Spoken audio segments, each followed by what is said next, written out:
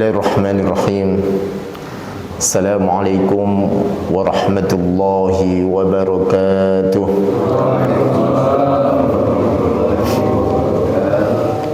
Innal hamdalillah nahmaduhu wa nasta'inuhu wa nastaghfiruh wa na'udzu billahi min shururi anfusina wa min sayyiati a'malina. Man yahdihillahu fala mudilla lahu ومن يضلل فلا هادي له أشهد أن لا إله إلا الله وحده لا شريك له وأشهد أن محمدا عبده ورسوله اللهم صل وسلم على حبيبنا ومولانا محمد صلى الله عليه وسلم وعلى آله وأصحابه ومن تبعهم بإحسان إلى يوم الدين.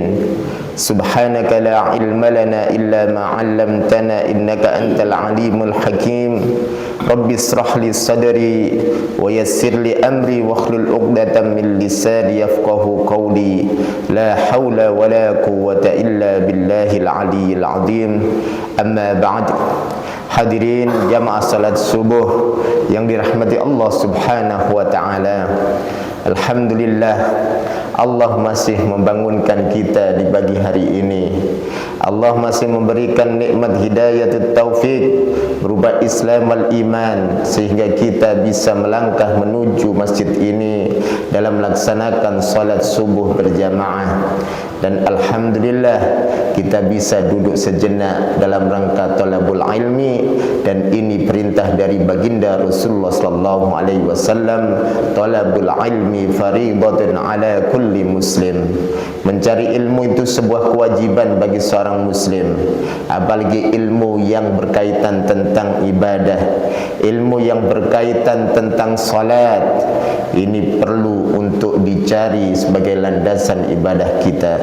Hadirin yang dirahmati Allah Subhanahu wa taala, salawat serta salam tercurahkan kepada junjungan kita Nabi besar Muhammad sallallahu alaihi wasallam, keluarganya, para sahabatnya, dan juga para pengikut-pengikutnya sampai hari akhir nanti. Kita berdoa dan memohon kepada Allah agar kelak nanti kita dikumpulkan bersama orang-orang yang mendapatkan syafaatul uzma dari baginda Rasulullah sallallahu alaihi wasallam. Hadirin yang dirahmati Allah Subhanahu wa taala, mohon maaf pagi hari ini saya enggak bawa peci. Biasanya bawa peci. Sama ya Pak ya? Oh bawa. Saya lupa dikarenakan perasaan sudah saya taruh di motor satunya, salah ngambil motor, pakai motor yang lain. Jadi nyampe di sini baru ingat lah, saya tadi nggak bawa peci ya. Tapi nggak masalah, karena peci itu bukan syarat sah solat, bukan rukun solat, bukan sunnah solat. Untungnya gitu. Baik hadirin yang dirahmati Allah, tapi afdalnya, lebih baiknya memakai peci. Hadirin yang dirahmati Allah, kita masih bulan Syawal. Bulan Syawal itu bulan di mana disunnahkan untuk kita semuanya sebagai umat Nabi Muhammad sallallahu alaihi wasallam menunaikan sunnahnya, yaitu puasa 6 hari. Saya mengingatkan untuk diri sendiri dan para jamaah, ini masih beberapa hari di bulan Syawal. Bagi yang belum puasa Syawal, hendaklah ditunaikan. Walaupun hukumnya sunnah, tapi pahalanya besar. Baginda Rasulullah sallallahu alaihi wasallam bersabda, "Man shama Ramadhana thumma atba'ahu sittan min Shawwal, fakana lahu ajrun ka shaumid dahr," atau kama qala Rasulullah sallallahu alaihi wasallam.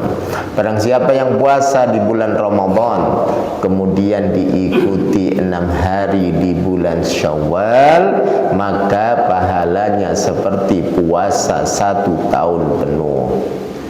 Walaupun sunnah, tapi pahalanya besar. Dan hadirin yang dirahmati Allah, ketika nanti kita dipanggil oleh Allah, kita akan menyesal. Kenapa?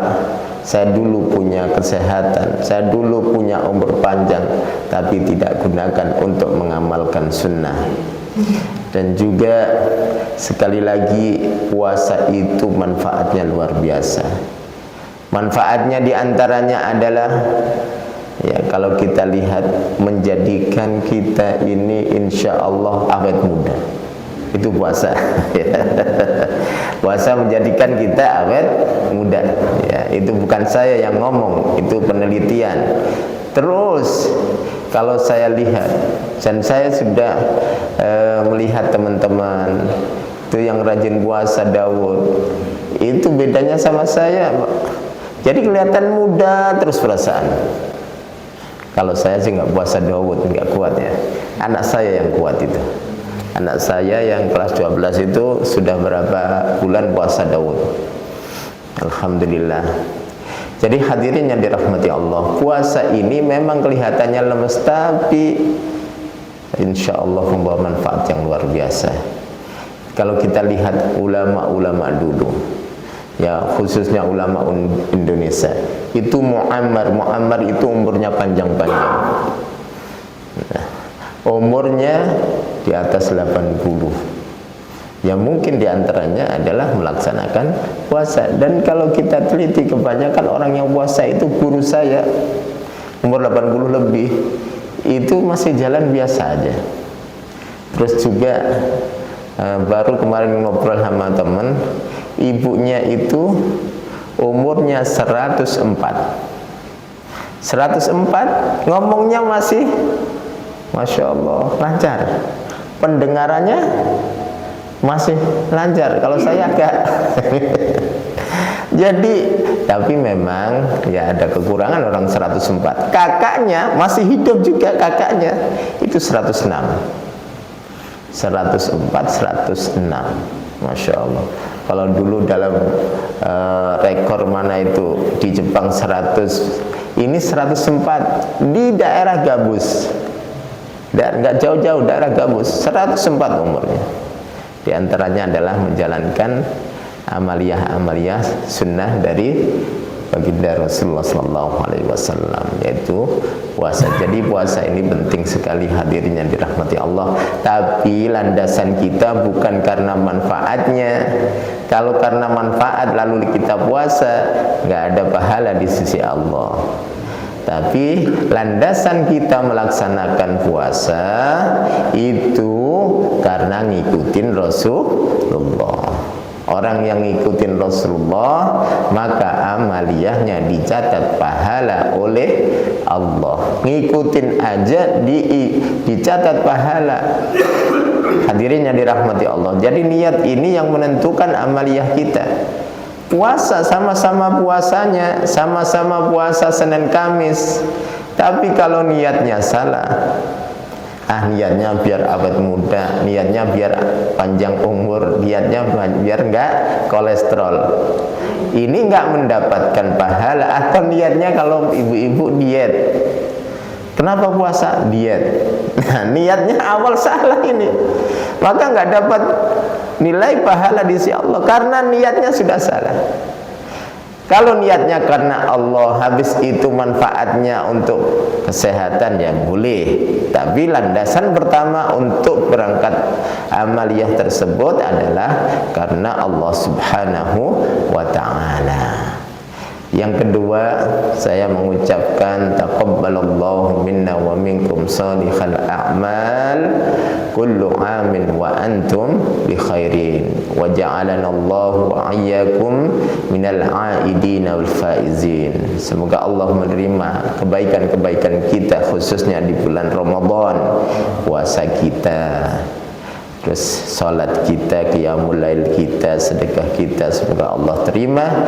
Dan ini ulama salaf itu ulama terdahulu sampai 3 abad itu senantiasa berdoa 6 bulan agar amaliyah Ramadan diterima oleh Allah Subhanahu wa ta'ala. Jadi boleh kita berdoa, ya Allah terimalah amal kita, puasa kita, qiyamul lail kita, tarawih kita, sedekah kita, bacaan Al-Quran kita, salat duha kita, tidak kepada Allah.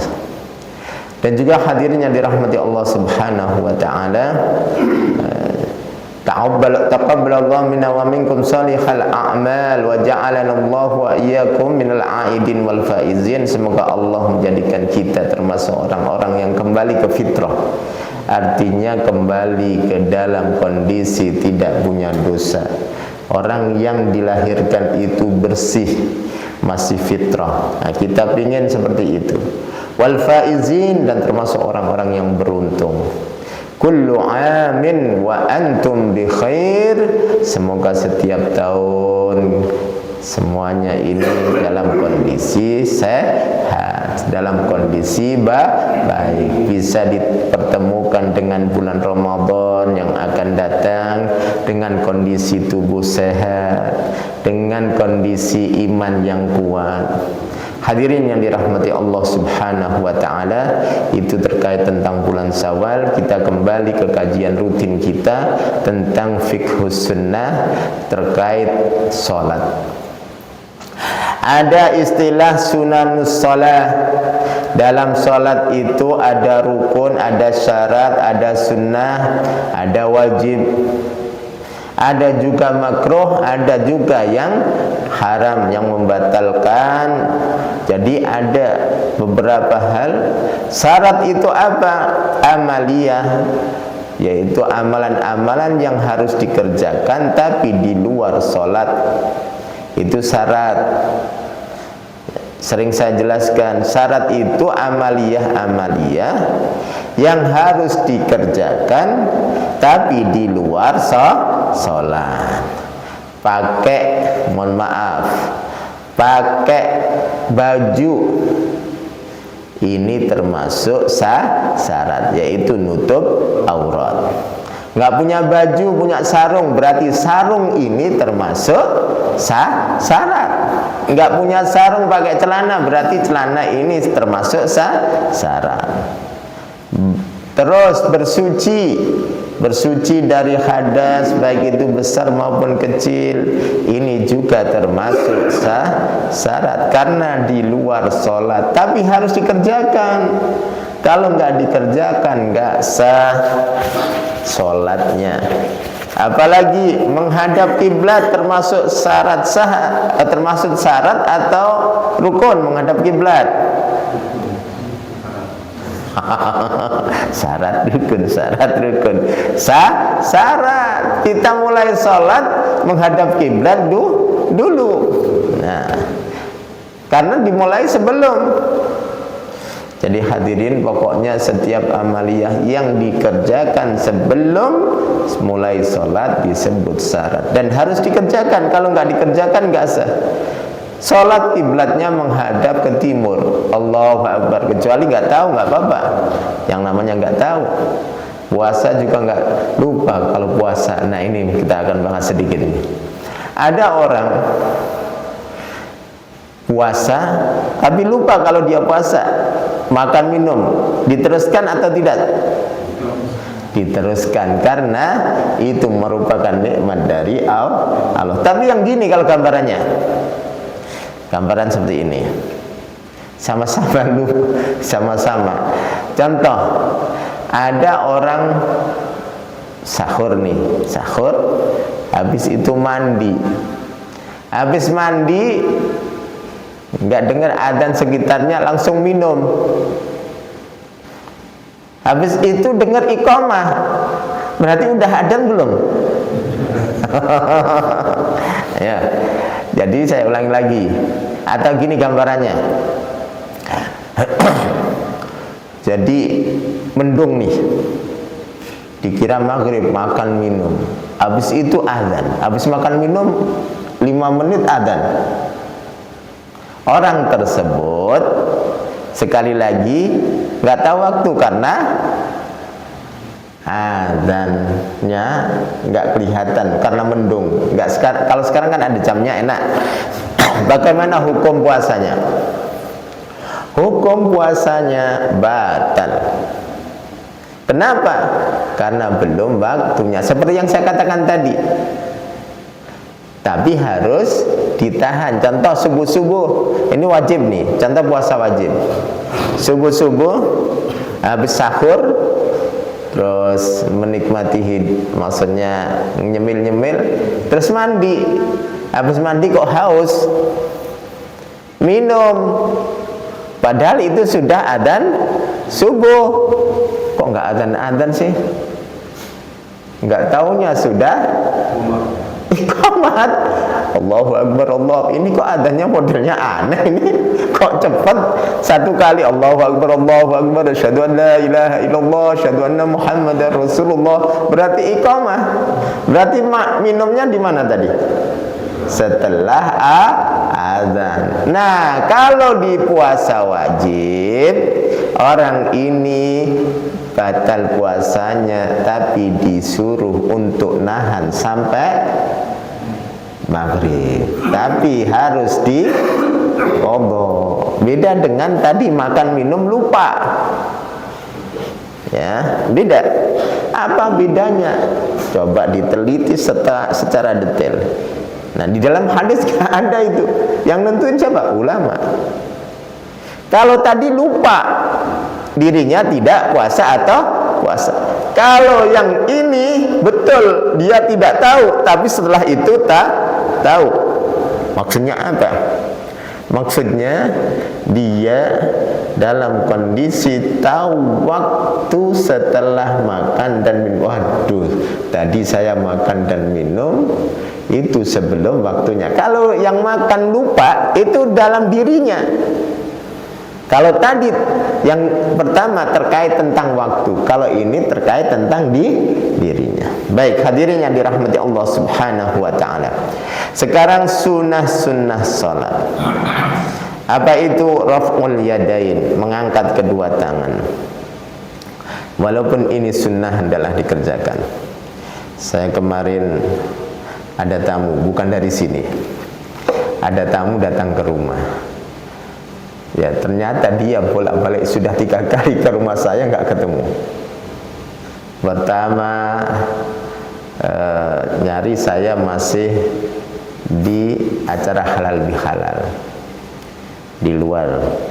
Habis itu kedua, yang ketiga ketemu jam 11 belum duhur. Saya sengaja hari Sabtu jam 11 ke sini. Terus cerita, Ustaz, ada yang saya tanyakan. Bagaimana hukumnya sholat jenazah dikerasin? Tahu Pak dikerasin? Suaranya kenceng. Saya jadi ingat, ya Allah, itu ada sholat jenazah, ada rukuk dan sujud. Ada cerita itu. Nah, Bapak kalau sholat jenazah sir atau jahar? Sir. Jadi ceritanya ada orang meninggal, ya di KM-nya atau ini pulang kampung, ada orang meninggal. Terus yang dianggap ngerti disuruh jadi imam, dan dia orang kira ngerti. Apa Pak? Allahu Akbar. Habis rakaat takbir pertama takbiratul ihram, apa yang diucapkan? Pakai jahar. Alhamdulillahi rabbil alamin. Orang-orang bingung. Seumur-umur saya sholat jenazah itu tidak kencang. Ini kok kencang? Nggak merasa. Dia ngerti, ya udah ngikutin aja. Ikutin sampai akhir. Geger habis sholat. Ada yang diulangi lagi, ada yang enggak. Tapi masalahnya udah kejadian. Habis Syawal, habis Lebaran, datang ke rumah itu. Saya 3 kali ke rumah Ustaznya, tapi enggak ada. Karena saya ngisi pengajian di situ. Habis itu saya jelaskan. Sir dan jahar ini termasuk rukun bukan? Ini penting. Rukun enggak? Enggak. Habis itu termasuk sunnah enggak? Bukan juga. Ya udah enggak apa-apa. Tapi sekali lagi sholatnya sah, tapi jangan diikutin. Jangan sampai oh boleh kalau gitu. Enggak. Ya sholat jenazah itu pertama enggak ada ruku dan sujud, juga tidak dijaharkan. Oh berarti sah. Iya, nggak usah diulangi. Apalagi nanti mayatnya digali lagi. Jangan, nggak usah. Terus kejadian lagi. Bukan sholat jenazah ini. Ini malah kejadian orang yang paham. Undang jadi khotib sholat Id sekaligus imam di masjid itu juga, nggak saya sebutkan rahasia. Di masjid itu ngundang ustadz. Nah, geger juga jamaah. Kenapa? Imamnya nggak pakai ngangkat tangan ketika takbir 7 kali di rakaat pertama dan 5 kali di rakaat kedua. Itu selain takbiratul ihram. Kalau takbiratul di ihram dihitung jadi 8 di rakaat pertama. Di rakaat kedua selain takbir qiyam, takbir berdiri itu 5. Kalau dihitung jadi berapa? 6. Nah, tidak ngangkat tangan, jamaahnya ngangkat tangan. Habis takbiratul ihram kan baca subhanallah walhamdulillah wala ilaha illallah wallahu akbar, atau ditambah Allahumma ighfirli boleh. Nah, jamaahnya gini, Allahu akbar, imamnya Allahu akbar, Allahu akbar. Bingung yang belakang itu. Allahu akbar. Habis salat geger. Ya itu datang tadi cerita. Nah, ini pentingnya ilmu. Mana yang salah? Kalau dari sisi ilmu, nih penting juga. Ilmu dan penerapan. Kalau dari sisi ilmu saya jelaskan. Memang dalam hadis, nih dalam hadis Rasulullah tidak ada keterangan mengangkat kedua tangan ketika takbiratul ihram. Nih saya jelaskan. Memang, tapi ada asar. Asar itu perbuatan atau perkataan sahabat. Abdullah bin Umar. Siapa Abdullah bin Umar? Putranya Umar bin Khattab. Itu mengangkat kedua tangan ketika 7 takbir dan 5 takbir.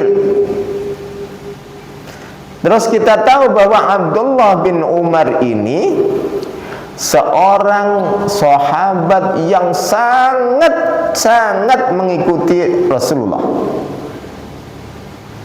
sehingga nggak mungkin dalam hal yang urgen dia ini nggak ngikutin Rasulullah. Yang mubah saja Abdullah bin Umar ngikutin Rasulullah. Contoh Rasulullah, mohon maaf, pernah kencing di pojok sana, Abdullah bin Umar kencing di situ karena pengen ngikutin Rasulullah. Sampai seperti itu Abdullah bin Umar. Itu yang mubah, apalagi yang berkaitan tentang sholat. Nih. Terus yang kedua, dikiaskan. Kalau orang itu takbir ketika berdiri, ngangkat tangan enggak? Takbiratul ihram, berdiri enggak? Nah, ngangkat tangan. Dikiaskan. Pertama, asar dari Abdullah bin Umar. Kedua itu yaitu kias. Kias dibolehkan selama ada landasannya. Dan ini pendapat jumhur. Jumhur itu siapa? Nah, dalam hal ini adalah Imam Syafi'iyah dan Hanabilah yang bermadhab Hambali dan Syafi'i. Jadi pengikut madhab Syafi'i, pengikut madhab Hambali itu mengangkat kedua tangan ketika takbir 7 takbir. Dan siapa yang tidak mengangkat? Madhab Maliki. Nah, ini yang ketiga, seorang alim itu harus bijak. Jangan sampai menjadikan gaduh jamaahnya. Harus melihat kondisi jamaah. Oh, jamaahnya seperti ini, imam harus ngikuti, apalagi hanya sebentar, satu kali diundang. Hendaklah melihat jamaah. Dalam sholat saja hadirin yang dirahmati Allah, ketika ada yang sakit, imam itu disuruh jangan panjang-panjang. Kenapa? Khawatirnya membebani dia. Dia ingin sholat jamaah di masjid dalam kondisi lemes dan kondisi dipaksain biar dapat jamaah, nggak tanya imamnya setengah juz, kaburlah. Belum selesai rakaat kedua udah pada kabur, iftiraq semuanya. Nah, ini nggak boleh. Ngikutin, lihat kondisi jamaah sampai hal yang sepele. Jamaah ada yang tua enggak? Jamaah ada yang sakit. Bagaimana tahu jamaah ada yang tua? Umurnya bisa. Gimana tahu kalau ada sakit?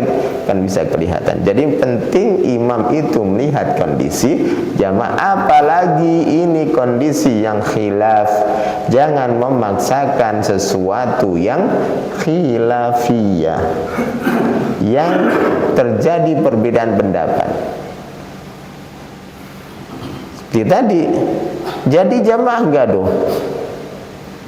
Baik hadirin yang dirahmati Allah, ini penting ilmu dan juga dibarengi dengan bijak.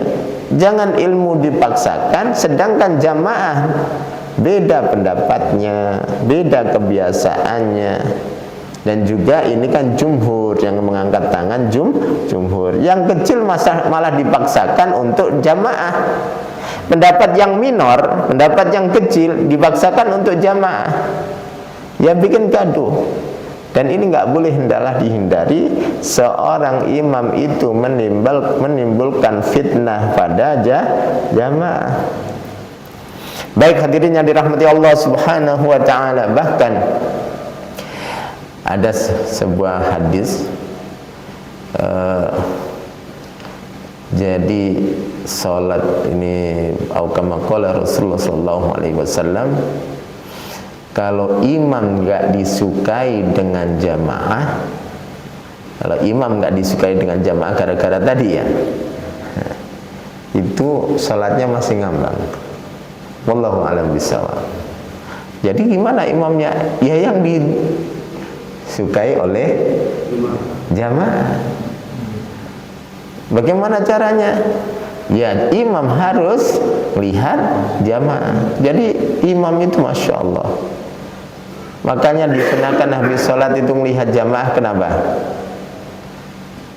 Untuk meriayah itu merawat jamaah. Lihat, biasanya bapak ini ada di sini paling depan, kok nggak ada sekarang? Zuhur, asar, maghrib, isya semua nggak ada. Jangan-jangan sakit. Nah, tanya ke yang lainnya, gimana bapak ini? Itu salah satu cara imam meriayah jamaah, menjaga jamaahnya. Jangan sampai imam jamaahnya 5 orang pada sakit pada nggak tahu. 5 orang pada sakit pada nggak tahu, sampai di opname pada nggak tahu-tahunya inna lillahi wa inna ilaihi raji'un. Tapi enggak ya imam di sini. Ini hanya saya jelaskan di masjid yang baik hadirin yang dirahmati Allah Subhanahu wa taala. Hal yang sepele tapi harus diperhatikan. Mengangkat, gara-gara mengangkat kedua tangan ini, jadi ingat kisah yaitu tamu itu. Raf'ul yadaini hukumnya mustahab, hukumnya sunnah. Ingat, sunnah apabila dikerjakan dapat pahala, apabila tidak dikerjakan tidak berdosa. Ini fikihnya. Tapi jangan sampai walah gitu aja kok, saya udah nggak usah ngerjain saya. Menyepelekan sunnah juga tidak boleh. Tadi sudah saya jelaskan di awalnya tentang puasa sunnah atau amalan sunnah di sholat. Menyepelekan sunnah, jadi meninggalkan sunnah tidak berdosa, tapi menyepelekan bahkan mengatakan ini tidak sunnah, itu berbahaya, tidak kedudukannya. Jadi bagaimana? Ya kalau kita tahu sunnah ya hendaklah kerjakan. Toh itu ringan untuk dilaksanakan. Hanya mengangkat aja kok. Allahu Akbar. Dan hati-hati, kalau ini mengangkat tangan dianggap sunnah lalu nggak dilakukan, generasi penerus kita nggak ngangkat tangan, gimana?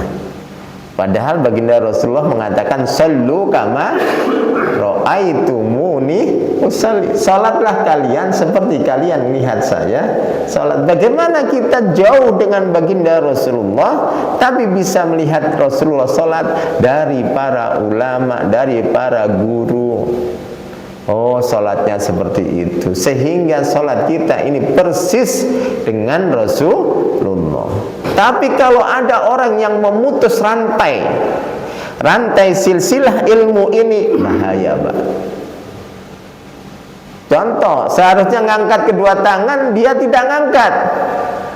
Generasi penerusnya ngikutin, oh itu mungkin yang benar. Apalagi itu seorang ustaz yang dibuat panutan, dia nggak ngangkat, oh dikatakan itu yang benar. Wah, ngeri juga kan? Jadi hadirin yang dirahmati Allah Subhanahu wa taala, jadi nggak usah aneh-aneh lah ya, nggak usah aneh-aneh. Kok saya jadi nasihatin di sini? Jadi ketika ini ya ngikutin apa yang ada di lingkungan kita, caranya bagaimana ya udah ikutin. Di masjid ini pakai kunut, ya udah ikut kunut. Di masjid ini nggak pakai kunut, ya udah nggak usah ngadain kunut. Saya kalau diundang ngikutin, jamaah ini pakai kunut nggak? Kalau nggak pakai kunut, saya nggak maksain. Orang semuanya nggak pakai kunut, saya kunut sendiri. Ini imam yang tadi, imam yang nggak direstui oleh jamaah. Ada kunut tapi nggak kunut, wah masalah. Berarti Ustadz pelin-pelan kan? Ya enggak lah, enggak. Para imam itu seperti itu. Ya, Imam Syafi'i dengan Imam Ahmad saling menghormati. Walaupun Imam Ahmad ini muridnya Imam Syafi'i, jadi saling menghormati. Apalagi ini di jamaah bukan murid dan guru. Ya.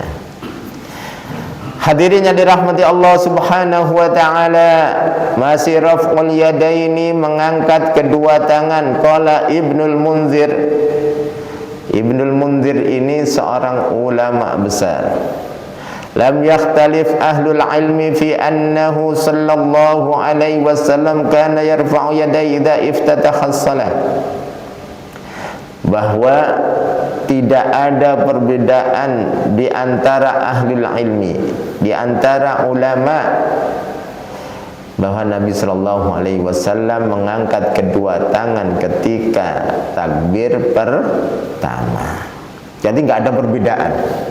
Walaupun nggak ada perbedaan, bukan berarti mengangkat tangan wajib. Jadi tetap sunnah. Walaupun tidak ada perbedaan, semua mengatakan mengangkat kedua tangan ketika takbiratul ihram, tapi hukumnya tidak wajib. Hukumnya hanya sunnah. Kalau ini pentingnya orang yang berilmu, lupa nggak angkat tangan, sholatnya tetap sah. Lagi malas nggak ngangkat tangan atau tangannya lagi berat untuk dibuat ngangkat, ya nggak apa-apa, tetap sah. Contoh sholat gini, Allahu Akbar. Jangan angkat gini, malas banget. Nah, anak kecil kalau lagi malas lemes kan gitu pas puasa. Suruh sholat orang tuanya, Allahu Akbar. Berarti kalau orang yang sholat ini, sholatnya anak kecil ini, ngangkat tangan malas banget. Allahu Akbar. Nah ini kita enak, ya. Terus juga gerak itu termasuk menyehatkan. Ya. Kalau orang banyak gerak, insya Allah jauh dari penyakit. Coba kalau orang nggak gerak, sebulan saja nggak gerak, apa yang terjadi? Sakitan. Jadi, nah makanya bukan berarti Ustaz kalau gitu landasannya gerak. Enggak, landasannya adalah ngikutin sunnah, bukan landasannya gerak atau tidaknya. Seperti yang puasa tadi. Wa qala al-Hafidz Ibnu Hajar, Imam Hafidz Ibnu Hajar Al-Asqalani itu seorang ulama, itu zaman abad ke-7. Beliau ini ahlul hadis dan beliau ini seorang ulama besar. Karangan kitabnya banyak. Di antaranya adalah Bulughul Maram. Kitab Bulughul Maram yang sering dikaji. Terus kitab Fathul Bari. Fathul Bari itu kitabnya, Pak. Sejajar itu Al-Quran kan, sekecil itu ya, maksudnya setipis itu. Itu 1, 2, 3, 4, 5, 6 segitu panjangnya, apa lebarnya. Jadi satu rak yang atas itu tebalnya kitab Fathul Bari. Kalau diisi itu pas. Itu karangan, bukan satu Al-Quran, tapi segede itu. Apakah ada ulama yang lebih dari itu? Ada juga, segini juga ada, Pak. Ini tebelnya. Nah, bagaimana ngarangnya? Wallahu a'lam. Jadi ulama-ulama dulu itu produktif dengan menulis. Makanya tintanya ulama ini bisa menyelamatkan umat. Tintanya. Kenapa? Karena dengan tulisan-tulisan tersebut kita bisa mengkaji bagaimana cara Rasulullah ibadah, bagaimana cara Rasulullah bermuamalah, bagaimana cara Rasulullah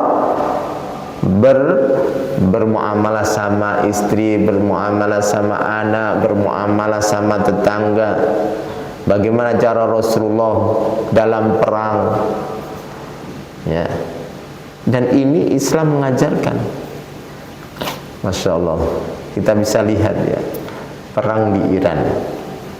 Walaupun di sana Syiah, tapi Syiah yang moderat, nggak menghancurkan fasilitas atau orang-orang sipil. Yang terjadi Amerika sama Israel hancurnya apa? Meninggalnya berapa itu? Ya, contoh di Gaza aja lah, nggak jauh-jauh. Ya. Ini fakta, kenyataan dan bisa kita lihat. Kalau kalau orang Islam menyerang, itu dilihat di titik-titik tentaranya atau musuhnya, bukan sipil. Dan nggak boleh memang. Di dalam Islam itu perang, anak kecil nggak boleh dibunuh. Kalau dibunuh dosa, Pak. Dosanya sama dengan membunuh. Maka hati-hati dalam Islam itu perangnya. Orang tua nggak boleh dibunuh juga. Tumbuhan nggak boleh dirusak. Jadi fokus yang kita sasar itu yang mana? Orang tua. Nggak boleh berpikiran gini, nanti ini anak-anaknya jadi gede, musuhin kita juga, kita habisin aja. Nggak boleh itu. Nggak boleh dalam Islam. Dalam berperang gitu. Tapi Israel yang terjadi apa? Sengaja ngebom anak-anak kecil. Jadi Islam itu betul-betul sesuai kata, yaitu kata Islam al-jaslamat. Dalam aturan perang pun diatur. Nah, bagaimana ini? Karena ada panduan dari kitab, tinta-tinta para ulama, sehingga kita tahu, oh panduan perang itu seperti ini. Kalau dilanggar dosa. Jadi alaqohnya, kaitannya itu tentang Allah. Jadi orientasinya pertama, pijakannya itu karena Allah. Seandainya tidak disuruh untuk membela diri, meninggal pun nggak apa-apa, mungkin itu akan dilakukan karena perintah Allah. Tapi perintah Allah suruh membela diri apabila kita dizalimi. Ya seperti tadi, ketika diserang ya kita harus melawan karena disuruh oleh Allah untuk membela diri. Ketika kita dizalimi atau enak-enak naik motor lalu dibegal, kita boleh membela diri dan itu dibolehkan. Seandainya nggak boleh, ya kita ngikuti nggak boleh. Kalau perintahnya nggak boleh, artinya apa? Kita ngikuti aturan dari Allah. Lewat mana? Lewat Rasulullah. Rasulullah lewat mana? Lewat ulama yang menjelaskan. Muncullah kitab-kitab dan lain sebagainya. Itu hadirin yang dirahmati Allah. Maka kita harus menghormati jasa-jasa ulama, karena dengan mereka kita tahu bagaimana cara Rasulullah bermuamalah, beribadah dan lain sebagainya. Baik hadirin yang dirahmati Allah, ini masih bab raf'ul yada, ini mengangkat kedua tangan. Insyaallah kita lanjutkan yang akan datang. Saya buka pertanyaan, tafadhol. Suruh jam berapa? Jam 50. Oh, kurang menit. Saya buka pertanyaan jika ada. Monggo silakan. Iya. Ini terkait puasa Pak. Karena hari. Iya. Apakah dilaksanakan secara turut-turut apa selanjutnya boleh? Iya, baik. Terkait tentang puasa Syawal, boleh diselang-seling, boleh berurutan. Yang penting masih di bulan Syawal. Makanya ada ulama yang menjelaskan, kalau waktunya pendek nih,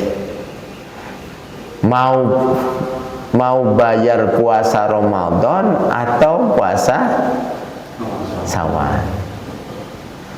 Nah, kalau dilihat satu sisi, contoh, Ramadan itu wajib atau tidak? Wajib. Baik. Wajib dengan sunnah yang didahulukan apa? Wajib. Kalau dilihat satu sisi ini.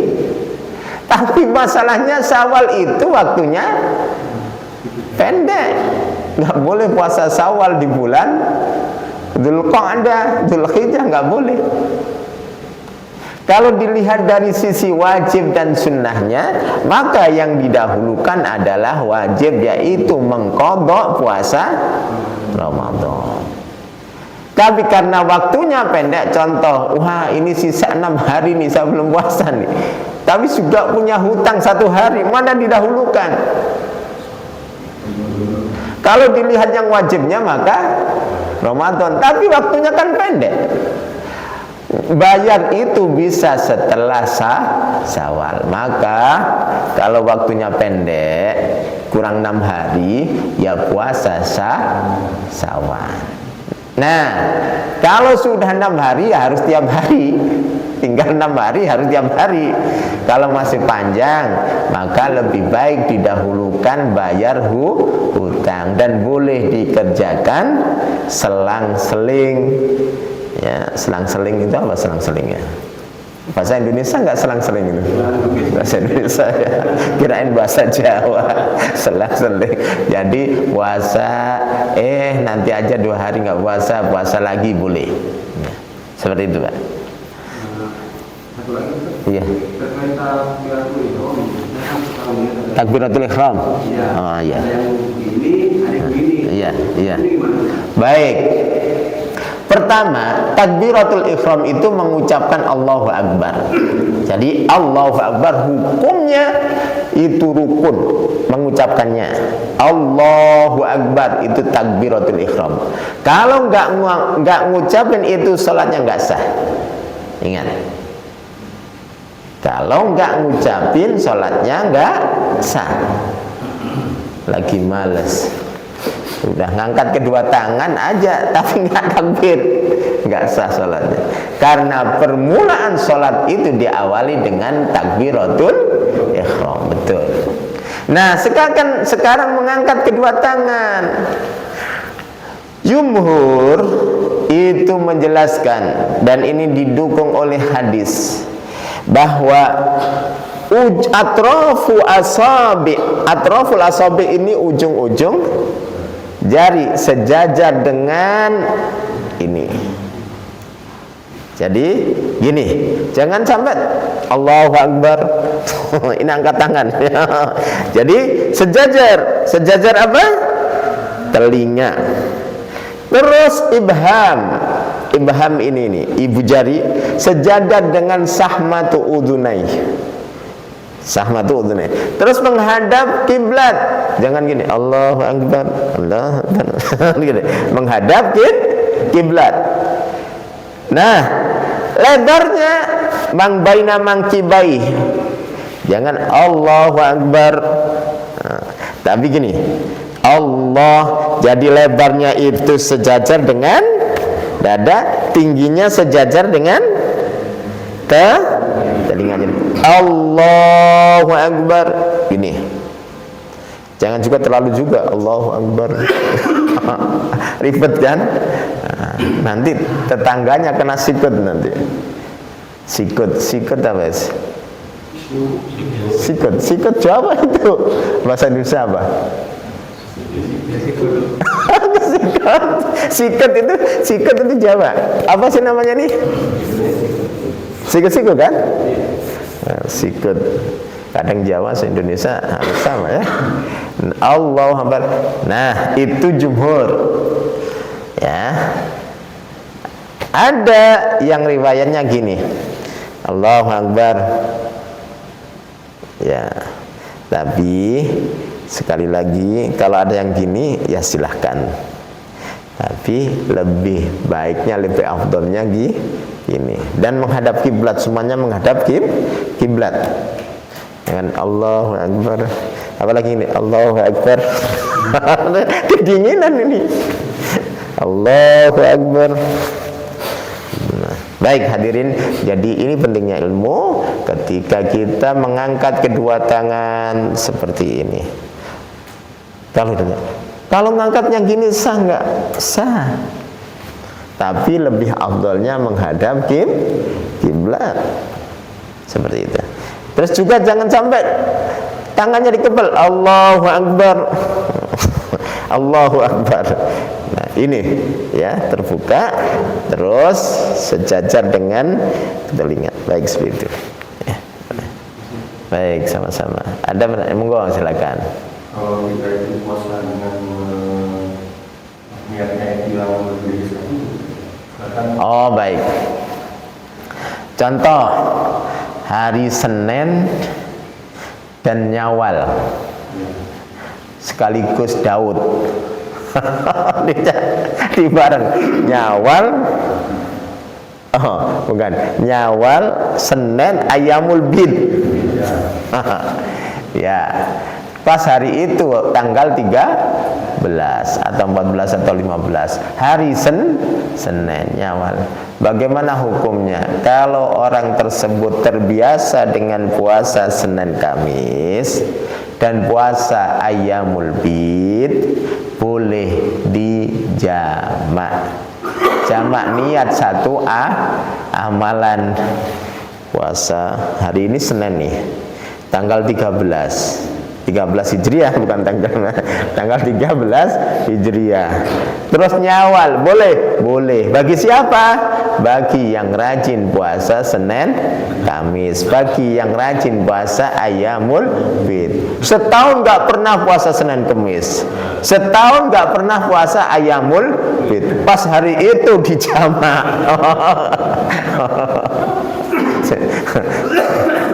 Ya, pas hari itu dijamak. Nah, ulama menjelaskan ketika terbiasa boleh dijamak seperti itu. Tapi kalau untuk pembayaran, untuk puasa yang ini nggak Iya, nggak boleh.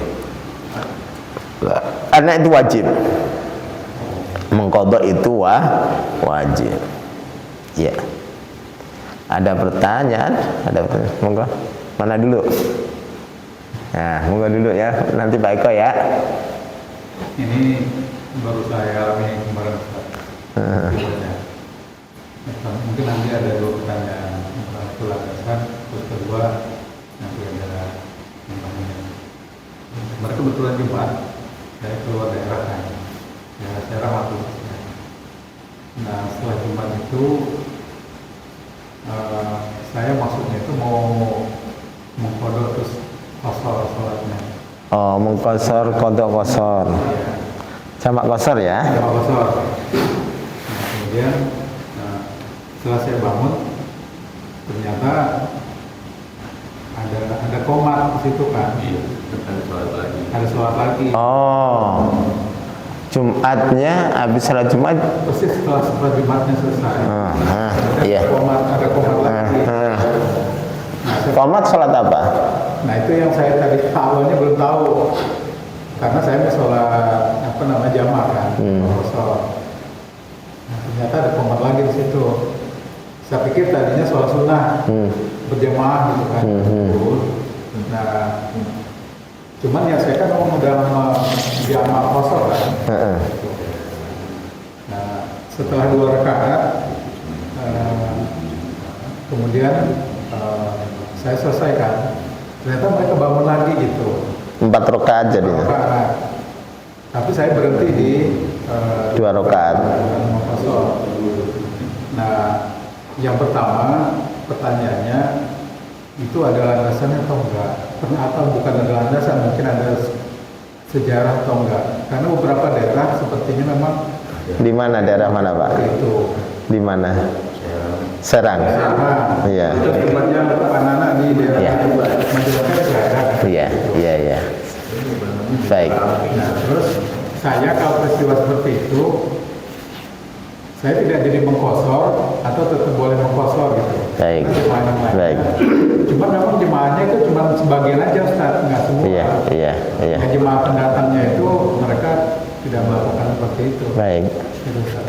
Baik, terkait tentang sholat Jum'ah, lalu ada sholat lagi, itu sholat duhur. Dan ini saya jelaskan, itu saya jelaskan aja ya, bukan ngikutin ini. Itu sholat duhur. Kan sudah sholat Jumat kok sholat duhur. Alasannya apa? Jadi dulu nggak ada, zaman Rasul nggak ada. Itu ijtihad ulama saja, tapi lemah ya.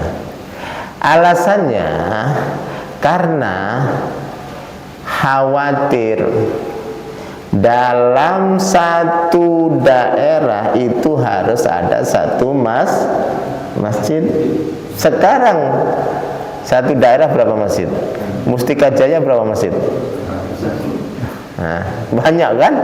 Lah khawatir tidak masuk hadis bahwa satu daerah itu harus satu masjid, sehingga menganggap sholat Jumatnya nggak sah lalu sholat duhur. Tapi ini pendapat lemah. Ada dalam mazhab Syafi'iyah, tapi Syafi'iyah kan itu luas. Syafi'iyah yang istilahnya totok.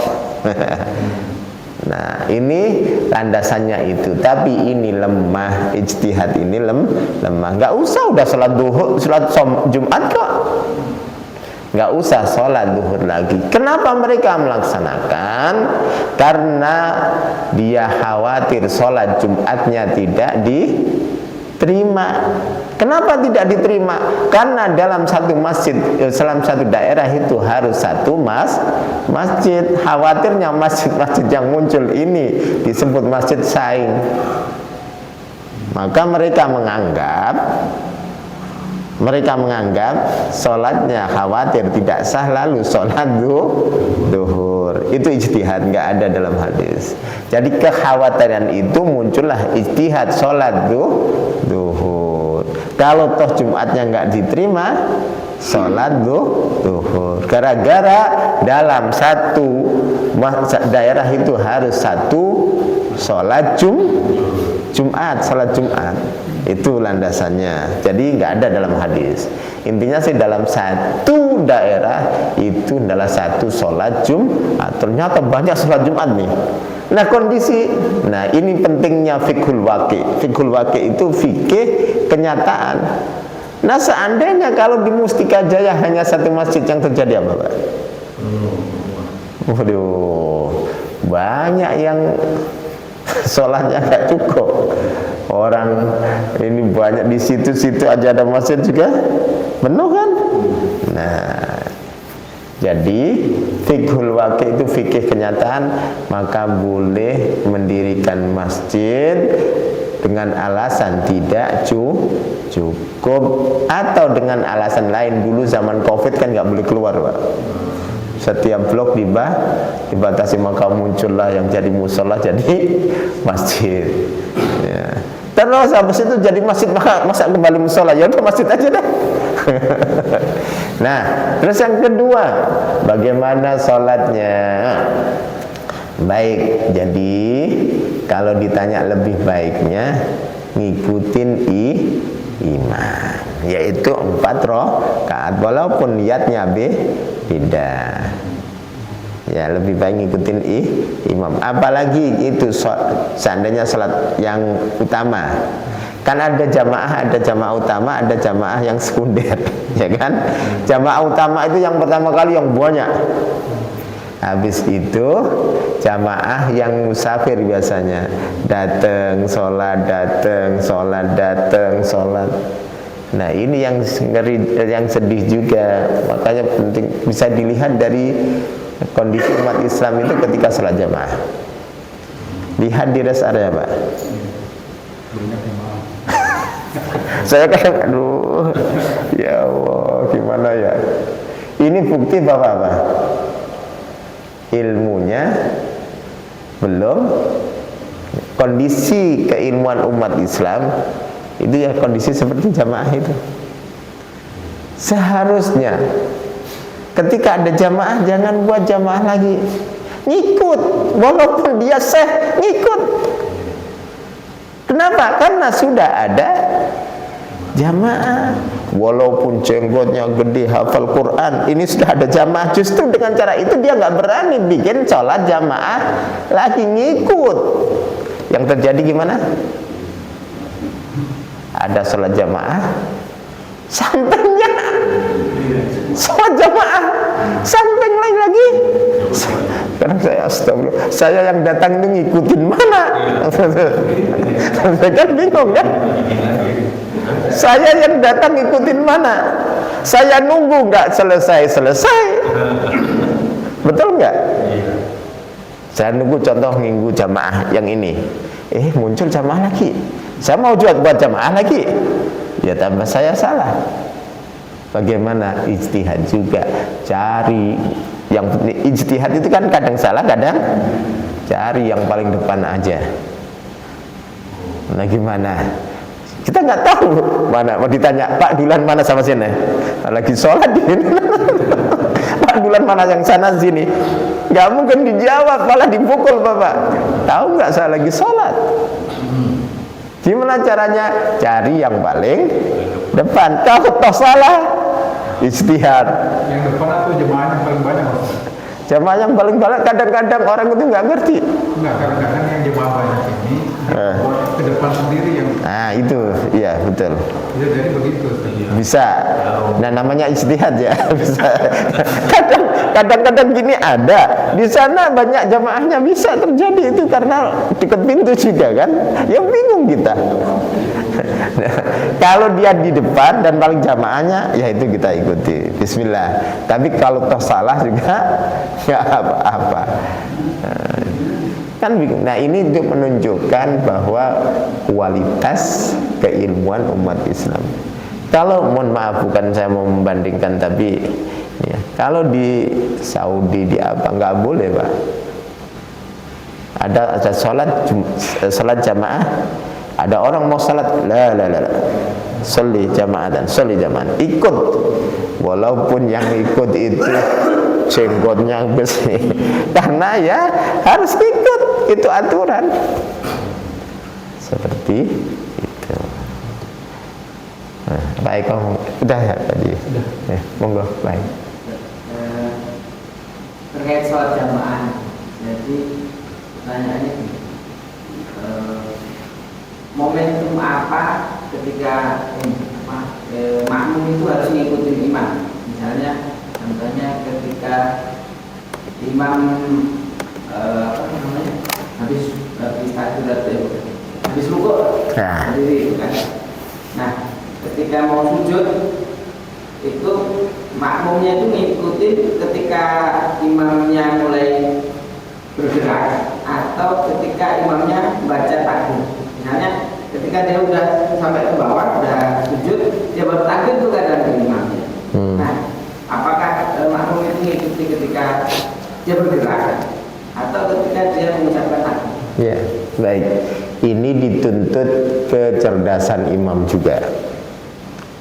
Kalau imam gerakan dulu,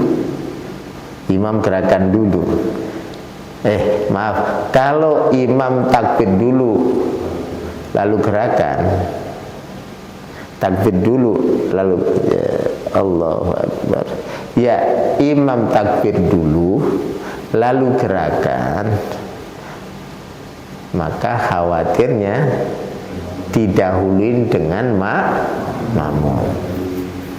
Maka imam dituntut gerakan dulu baru takbir.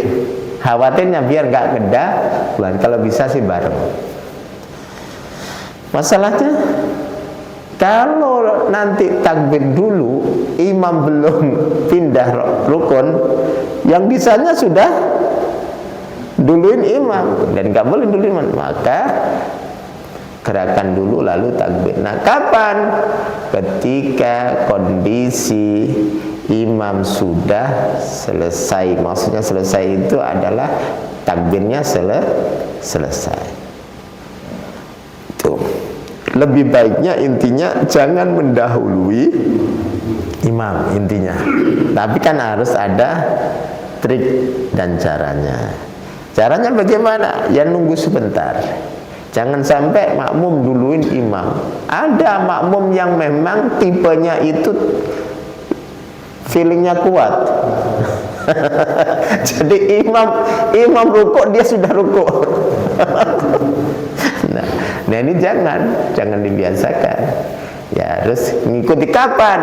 Ketika takbir selesai. Karena imam itu gerakan lalu takbir. Begitu juga salam. Salam selesai lalu salam. Seperti itu Pak Eko. Jadi intinya jangan dahului imam. Kapan itu? Ketika imam sudah takbiratul ihram atau takbiratul ihram sama gerakannya duluan takbiratul ihram. Ya mengikuti gerakannya. Gitu. Kan ada orang yang sudah yang belum ruku tapi sudah takbir, maaf, bukan takbiratul ihram, takbir atau ya Allahu Akbar dia ruku, ya, atau takbir dulu baru ruku. Nah, gimana yang sekiranya tidak mendahului imam, itu yang dibuat patokan, ya. Baik, hadirin yang dirahmati Allah, sudah jam 6 lebih, kita tutup kajian kita. Monggo. Oh ya. Mengenai yang tadi sholat di Israel, kan kita kan niatnya di awal itu misalkan mau menjamaah ya. Nah pada saat itu mungkin ada beberapa kelompok bingung kita mana ingin, padahal kita niatnya udah mau menjamaah. Itu gimana saja? Kalau untuk mencocokkan dengan niat kita, ini sholat itu ada sholat duhur atau iya. Ikhtilaf, iya. Ya udah. Ya, terus habis itu sholat nggak jamaah. Iya. Ikhtilafun niyah. Perbedaan niat itu boleh. Perbedaan niat boleh. Contoh, ini sholat sunnah. di belakangnya sholat wajib. Ini bisa terjadi, ngikuti jamaah sholat sunnah ba'diyah isya, yang belakang sholat wajib. Bolehkah? Boleh, tapi lebih baiknya dalam kondisi sama-sama sholat wajib. Ini sering terjadi di rest area, nempuk pundak orang sholat sunnah padahal dia sholat wajib. Boleh itu ikhtilafun niyah dibolehkan. Terus dia 2 rakaat, kita 4 rakaat, ya tinggal ngelanjutin ya. Baik ya, monggo silakan. Mengenai masalah sholat tarawih, Iya. kan kita ada di masjid tertentu, itu kan sholat tarawihnya itu modelnya dia tetap 20 rakaat, 23 ya, 23 rakaat. Cuman ada juga jamaah yang pengen cuma 8 rakaat aja nih. Nah terus pada saat dia itu mau sholat witir, dia pengen jamaah juga gitu. Pengen jamaah juga. Kita ngeliatin sholat si imamnya. Iya. Sholat tarawih, tapi kita ngeliatin kita bisa gitu. Jadi, nah, emang ada. Dulu saya di Libya gitu. Ya. Ada, kalau di Libya itu saya ketika kuliah, itu 8 rakaat dan 3 rakaat witir, 8 rakaat tarawih dan 3 rakaat witir. Nah, biasanya orang Mesir itu nggak witir dulu, ngakhirin, pulang dulu. Nah, bagaimana kalau ikut jamaahnya 20, di jamaah itu 20, kita 8. Ya udah pulang dulu, pulang dulu nanti witir ya. Nggak taunya 14. Kalau sudah di rumah males. Ya udah. Jadi enaknya gimana? Nungguin aja. Ya sebenarnya sah-sah saja, tapi lebih afdolnya adalah sesuai witir. Itu ya. Baik. Kita tutup dengan doa kafaratul majlis. Subhanakallahumma bihamdika asyhadu an la ilaha illa anta astaghfiruka wa atubu ilaik. Assalamualaikum warahmatullahi wabarakatuh.